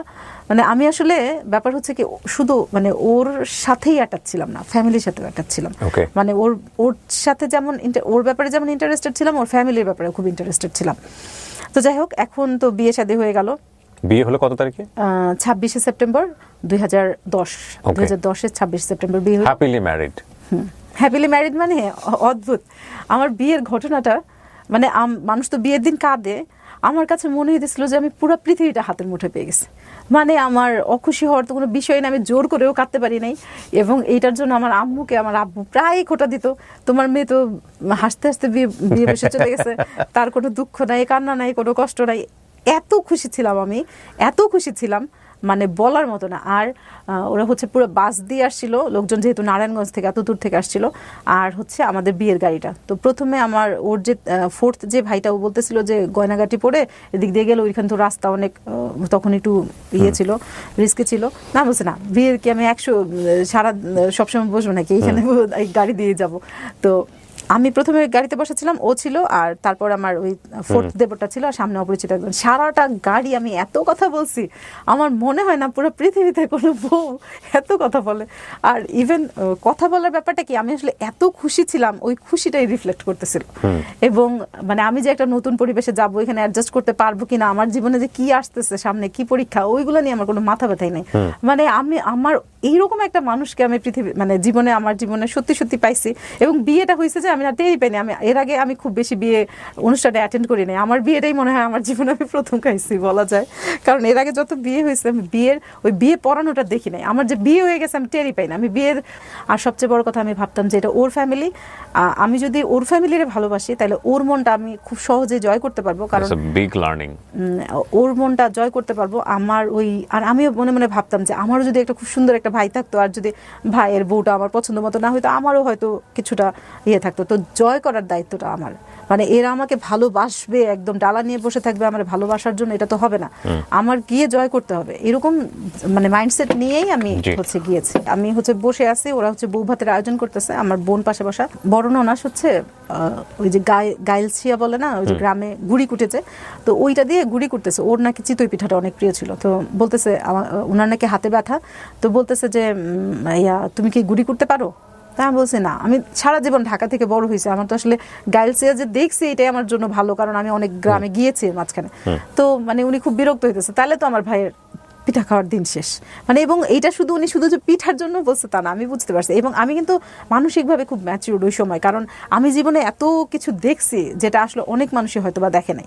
ওই যে হাত ধোয়ানোর ব্যাপারটা, আমি তো আমার আম্মু হচ্ছে তখন আসলে খুব নার্ভাস ছিল, কারণ আমার আব্বা বিয়েতে রাজি ছিল না। আমি 1 ঘন্টা পরে কবুল বলছি, মানে এবং 1 ঘন্টা যে চলে গেছে আমি নিজেও জানি না। আমার খালি মনে হচ্ছিল আমার আব্বুর সিদ্ধান্তের বাইরে গিয়ে যে একটা সিদ্ধান্ত নিচ্ছি, আল্লাহ জানে কেমন হয়। যদি খারাপ হয় তাহলে আমার আব্বুর জীবনে সারা জীবন একটা দুঃখ থাকবে।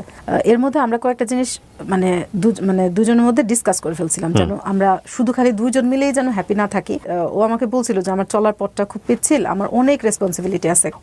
ওরে আমার ভালো লাগার সবচেয়ে মেইন কারণ হচ্ছে রেসপন্সিবিলিটি। এটাই আমার ভালো লাগছে যে লোকটা ফ্যামিলির প্রতি এত বেশি রেসপন্সিবল, সে যদি একটু রেসপন্সিবিলিটি আমার জন্য করে, এটাই আমি ভেসে চলে যাবো এরকম।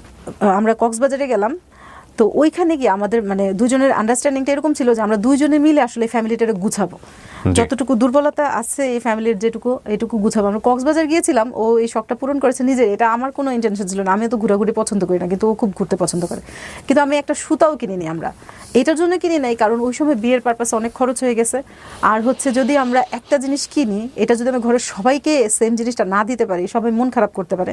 যেহেতু সবাইকে দিতে পারবো না, আমি একটা এমন কিছু দেখে যে স্মৃতি রোমন্থন করবো যে না এটা আমাদের কক্সবাজার থেকে কেনা বিয়ের প্রথম, ওই রকম কিছু আমরা কিনি নাই। এই রিয়েলাইজেশনগুলো আপনারই ছিল? না, আমরা দুইজনের সিদ্ধান্ত নিয়েছিলেন। হ্যাঁ, আমরা চেয়েছিলাম যে এই ফ্যামিলিটাকেই আসলে আমাদের মনে করবো, যে আর ওর রেসপন্সিবিলিটিটা ভাগ নিয়েছিলাম। That is the ultimate lesson of the story. আজকে আপনারা একটা জিনিস খেয়াল করে দেখবেন যে ওনার গল্পের যে একটা শান্ত নদীর মতো বয়ে যাওয়া, there is no ups and down, but শুনতে ভালো লাগছে, কোথায় জানি কি আছে। So message of the story আসলে অ্যাকচুয়ালি এটাই, কিন্তু এন্ডিংয়ের জায়গাটা আরও বেশি সুন্দর। আপনারা একটু সামনের দিকে যান, তাহলে বুঝতে পারবেন। হ্যাঁ, ওর একটা কাজিনের সাথে ওর খুব ভালো সম্পর্ক, তো ও আবার বিয়ে নিয়ে একটু আতঙ্কগ্রস্ত ছিল যে বিয়ে করলে কেমন না কেমন হয়, সবারটা শোনে। তো ওর কাছে মানে জিজ্ঞেস করেছিল যে ফারুক ভাই বিয়ে করছেন, আপনার এক্সপিরিয়েন্স বলেন। তখন ও বলছে আলহামদুলিল্লাহ, আমি দুনিয়াতে জান্নাতে আছি এরকম। এবং আমাকেও যদি কেউ বলতো সত্যি, এবং এটা ওই যে এরকম না যে প্রথম বিয়ে করলাম 2-3 মাসে খুব মনে হইলো, তারপরে বেলুনের মতো চুপসে গেল, এরকম না। ইভেন জীবনের এখন পর্যন্ত বলা যায় যে আলহামদুলিল্লাহ। সো ফ্যাক্ট হচ্ছে যে ওমর ফারুক ভাই আপনাকে বিয়ে করেছে কত বছর? বিয়ে করেছে 14 বছর শেষ হয়ে 15 বছর। 14 বছর শেষ করে 15 বছর। এই 15 বছরে কতদিন বাংলাদেশে থেকেছে? 15 বছরে হচ্ছে যদি এভারেজে বলেন বছরে 2 মাস করে, তাহলে হিসেবে 14 দুগুণে 28 মাস। কিন্তু মানে একটু লাকি আমরা, আপনার আসলে সংসার হচ্ছে একসাথে থাকা 28 মাস 14 বছর। কিন্তু এখানে আবার একটা ওই যে সবার ওই যে বলে না, কারো পৌষ মাস কারো সর্বনাশে, কোভিডের সময় এসে আটকা পড়েছিল 1.5-2 বছরের মতো, 2-3 ধাপে। সেটা আপনার পৌষ মাস টোটাল। হ্যাঁ, আমার জন্য ওইটুকু লাকি টাইম। এবং ওই সময়টুকুতে যদি সত্যি আমি না পেতাম কাছে, তাহলে আমি বুঝতামই না যে আসলে হাজব্যান্ড ওয়াইফের মানে কনজুগাল লাইফটা আসলে কি হয়। কারণ আমি দেখতাম যে ও বাংলাদেশে আসছে, যখনই আসতো আমার কাছে অচেনা লাগতো, কারণ আমার মানে ওর সাথে তো কথা বললেই আমার খুব চেনা লাগতো, দেখলেই অচেনা লাগতো, চিনতে 1 সপ্তাহ 15 দিন চলে যেত, এর মধ্যে ওর যাওয়ার সময় হয়ে যেত। মানে যতবারই আসতো আমার কাছে ততবারই নতুন মনে হতো। এই বিয়ের পরে ওই যে কোভিডের সময় এসে যে আটকা পড়ে গেল দেশে, তখনই আর কি বুঝলাম যে না আসলে হাজব্যান্ড ওয়াইফের সম্পর্কটা এমন হয়, মানে একটু গোছানো একটা পাখির বাসার মতো একটা কিছু হয়। তার আগ পর্যন্ত খালি আসবে মেহমানের মতো আর কি। তো সেই হিসেবে আমার জীবনে 10 বছর নাই, 14 বছর সংসারের মধ্যে থেকে 10 বছর নাই। আর এই 10 বছরটাও বেড়েছে হচ্ছে যে কোভিডের সময় 2 বছরের কারণে। তো যাই হোক, পরবর্তীতে অসাধারণ একটা সম্পর্ক, ওর সাথে আমার কোনো ক্লাশ হওয়ার কিছু নেই। কিন্তু 4 বছর হয়ে গেল, আমার বাচ্চা কাচ্চা পৃথিবীতে এসে পড়লো। কিন্তু মানে সবাই খালি বলতো আল্লাহ এত দূরে হাজবেন্ড থাকে, কষ্ট হয় না। মানে এই কষ্ট হয় না মানেই তো হচ্ছে আর কি মানে তো আমি বলতাম কি আমার বর হচ্ছে ঈদের মতো বছরে 2 বার আসে। তো এইটা সবাই খুব মজা পেত। তো যাই হোক, আমার ওই মানে দেরি করে আসবে তাড়াতাড়ি আসবে এইগুলো ব্যাপার ছিল না। কিন্তু আমার একটা কষ্টের জায়গা ছিল কি, ততদিনে কিন্তু আমার অনেক বেশি একটা স্ট্রাগলের জায়গা ছিল কি, আমার আব্বু ওই যে রাগ করেছিল না, রাগ করে থাকাতে আমাদের বাসায় কিন্তু ফাইন্যান্সিয়ালি কোনো সাপোর্ট আমার আব্বু ওই সময় আর করছিল না। রাগ করেই করছিল না, যে আমার আব্বু চাচ্ছিল যে আমি টাকা পয়সা দিব না, তাহলে আর বিয়ে শাদী দিতেও পারবে না। হ্যাঁ, এখানে বন্ধ হয়ে যাবে, আমার আব্বুর ইচ্ছাটা পূরণ হবে। কিন্তু ওই আমার আম্মু যেভাবেই হোক বিয়েটা দিয়েছিল। কি আমার বাবার বাড়িতেও কিন্তু তখন আমার অত বেশি অঢেল টাকা পয়সা নাই। হ্যাঁ, আমি যেহেতু আমার হাজবেন্ডকে বলে দিছি যে আমি আপনাকে হচ্ছে কোনো প্রেশার দিব না, আমি কিন্তু প্রচুর পরিমাণ অর্থ কষ্ট করতেছি তখন। ঠিক আছে, আমি এসে দেখতাম আমার শ্বশুর বাড়িতে বাজার মানে হচ্ছে উপচে পড়তেছে, এবং তাদের হচ্ছে মানে এমন না যে 4টা ভাই বেকার ছিল দেখে ওরা কোনো অর্থ কষ্ট করছে, খাবারের কষ্ট করছে, কোনো কিছু না, অঢেল। কিন্তু আমি কিন্তু প্রচন্ড কষ্ট করতেছিলাম।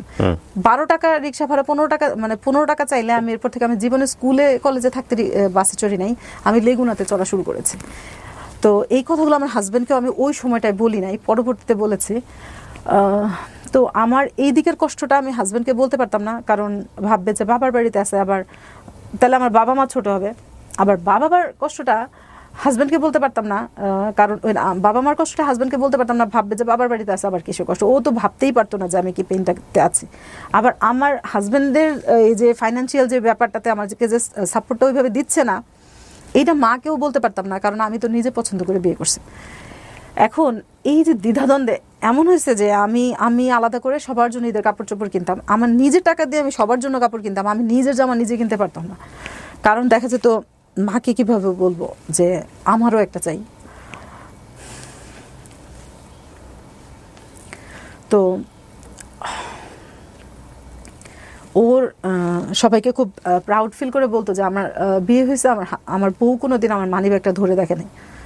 আমি আসলে আরেকটা জিনিস কি, আমার মানে হাজব্যান্ডের জিনিস যে আসলে খুব বেশি অধিকারে পাইতে হয়, চাইতে হয়, এই জিনিসটা আমি আসলে হয়তো বা শিখিয়ে নাই, আর ওই জায়গাটাতে আমি যাইই নাই কখনো। কিন্তু আমি তখন প্রচণ্ড পরিমাণ কষ্টও করছি ফাইন্যান্সিয়ালি, হাজব্যান্ডকে বুঝাইতে পারতেছি না যে একটু তাড়াতাড়ি গুছান। আর তো সম্ভব না, কারণ আমি হচ্ছে পুরো 12 বছর আমার মায়ের সাথে ছিলাম, 2টা বাচ্চা নিয়ে, এবং লাস্টের 3rd বেবিটাও আমার মায়ের সাথে একই ঘরে।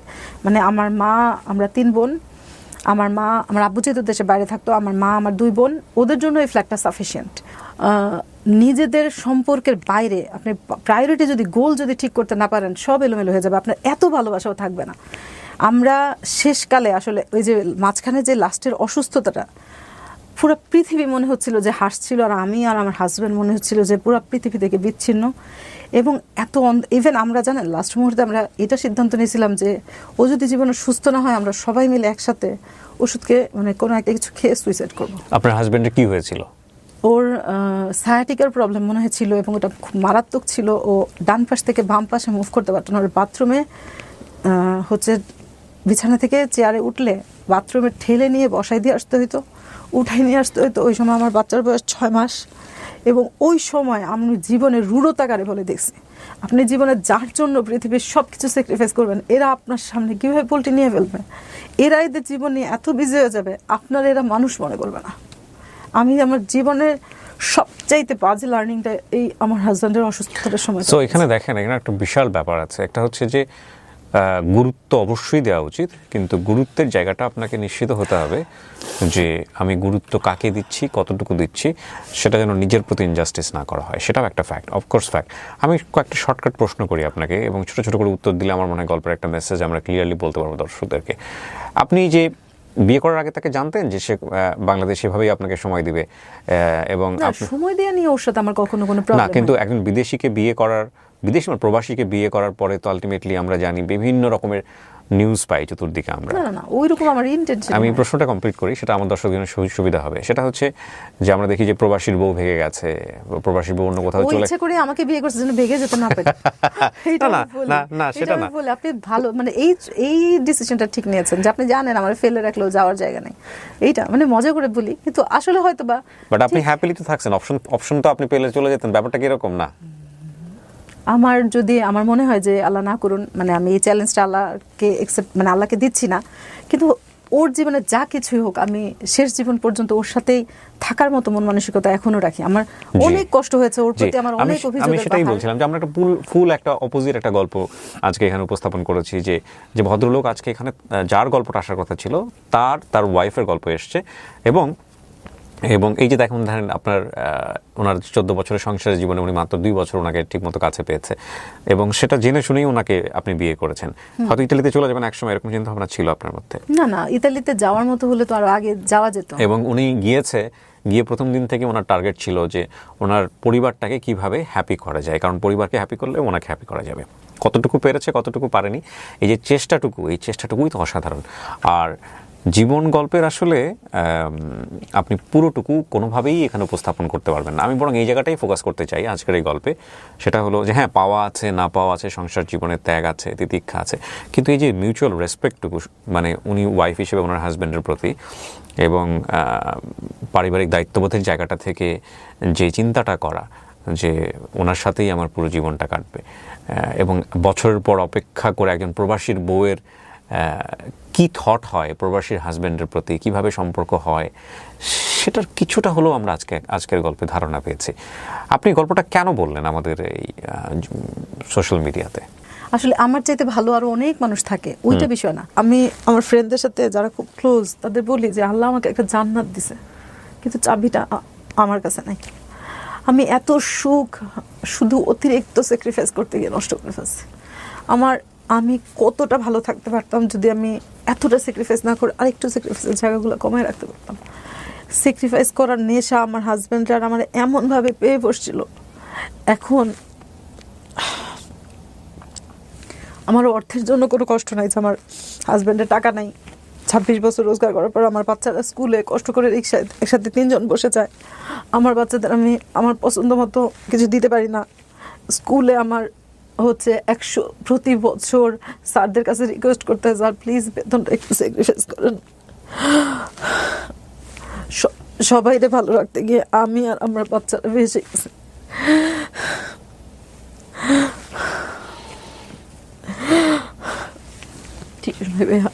ওই যে টিস্যু সামনে প্লাস